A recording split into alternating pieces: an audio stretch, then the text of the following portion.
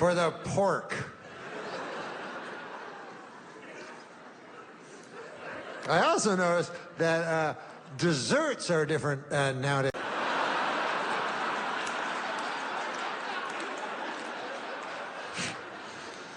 Sex to me is first of all, I'm an old man, you know. I'm like 70 or something like that.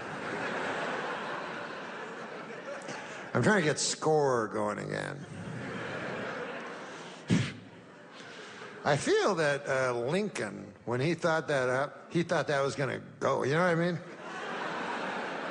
Like his wife was like, why don't you just say 87? He's like, why don't you shut the fuck up? Last I checked, I was the orator in the family, and you were the fucking insane lady.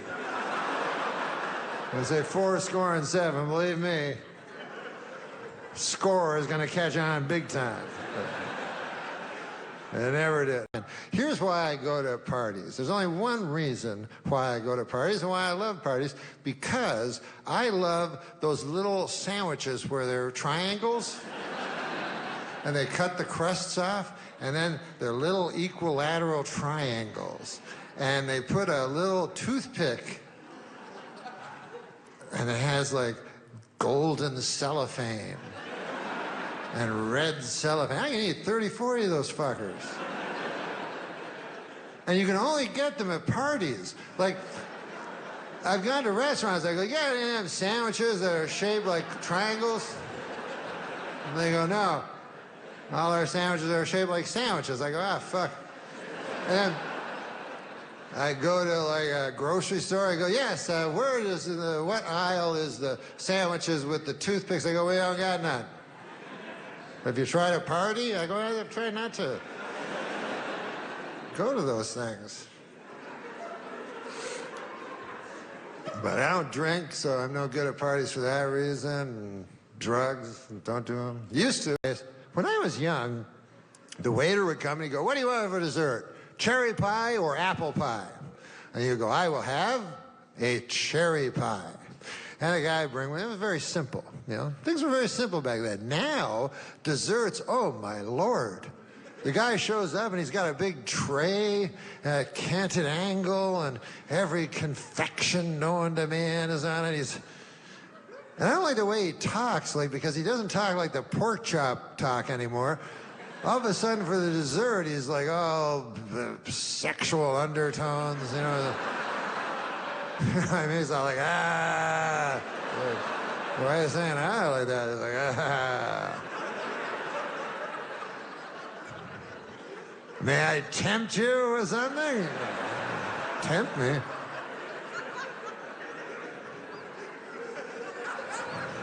You like decadent things? Well, I hope you left some room in your belly. Okay, listen. Are we still talking about desserts here? What's going on? I don't want to end up blowing you in the bathroom or something. I don't want to end up blowing the guy in the bathroom. Listen. I can be tricked as much as the next fella, and I don't want to be in the bathroom. Hey, wait a second. Whoa. Hold on here, maestro. I thought we were talking about a butterscotch pudding or something. I don't care much for you, Captain. I'll tell you that right now. I'll continue. I'm a man of my word, but I'll say this. I'll say this, Chief. Were my word, not my bond, then none of this. And I'm doing it reluctantly. I don't know if you noticed that, but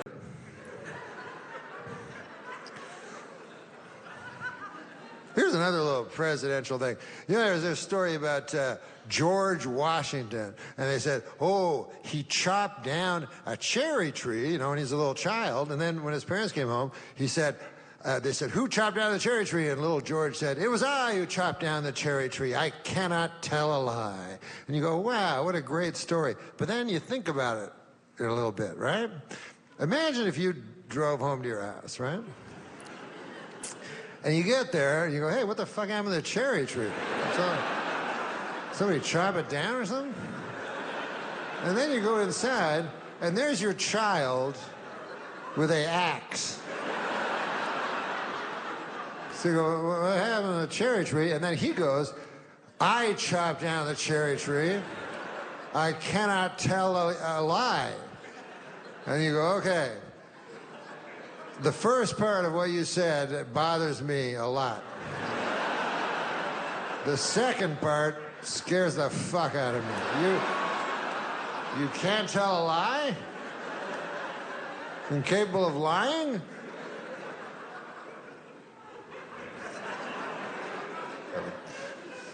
That would scare me. When I was a boy, young, I'd do anything, you know? LSD, I was about the strongest drug I ever did. Acid, I don't know if you ever done acid, but I remember when I was young and they'd tell me, they go, you gotta be careful with that acid on account of you can do it, and then you have a flashback, like 10 years could pass, 20 years could pass, and then you get a flashback. So I thought, well, that sounds like a good deal, you know? And I went to my drug dealer, Frank. I said, Frank, is there a drug on the market where I pay you $5? I take the drug, I get high, and then 20 years later I get high again? And he said, yes. And I think of myself as somebody who is good at stretching his drug dollar. But the point of the whole thing is for me to tell you young folk that it's not true at all. You know, because I have not done LSD since I was a teenager. 10 years have passed, 20 years have passed. Sadly, 30 years have passed. And still, no flat. What a gyp that turned out to be. Just more horse shit by the big acid companies, if you ask me. You know, I don't want to get too political, but if you think big acid cares about you, the little guy,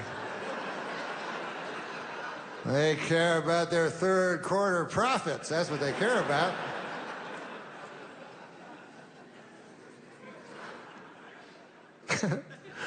You know, my friend is a vegetarian, and you ever been wrong and you suddenly realize, you know, like, because all her arguments are right about vegetarianism. Like, she'll go like, how can you kill an animal where you will get the same from the grass of the field? It makes no sense. And then I go, I like pork. So, of course she's right. And I'm wrong. And it's weird when you realize you've been wrong about everything that you ever believed. About vegetarianism, not everything. Imagine if you woke up and you realized you were wrong about everything. You just woke up and you go, God damn, I've been wrong about every single thing I've ever believed.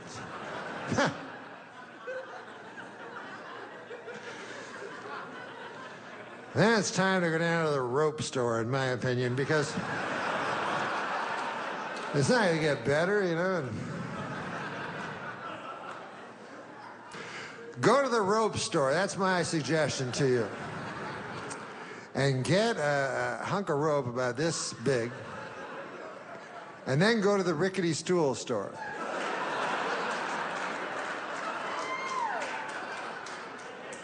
And listen, it's no coincidence that the rope store and the rickety stool store are always right beside each other, right? But you never know. You can't predict the future. I could wake up one day and go, I want to have one of them orgasms. That's 3/2 times as strong as the... I knew that advanced math degree was going to come in handy sometime. I just did not know when. This is what I would do if it ever happened to me. I would disguise it so it looked like an actual suicide. Because then, when I was found, my son wouldn't go, ah! He'd go, oh, mysterious. Dad's a mysterious guy. I don't want to get political or anything like that, but...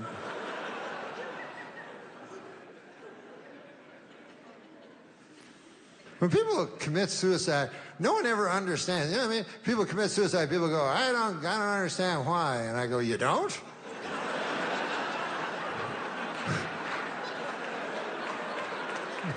Where, you live in a cotton candy house or something? What the fuck? You don't know about life? How it only disappoints and gets worse and worse until it ends in a catastrophe? What the fuck? There's two reasons guys will hang themselves from the neck.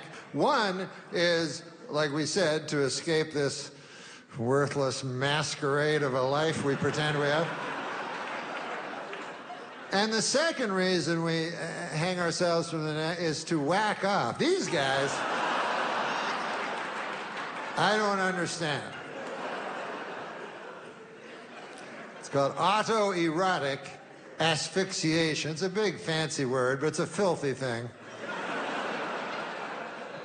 And this is my problem with it. The risk-reward, it's not good. And I know the reward because I read about it. Like, apparently, by cutting off the oxygen or something like that, you increase your orgasm until it's 1.5 times as powerful as the one you had the Thursday before last.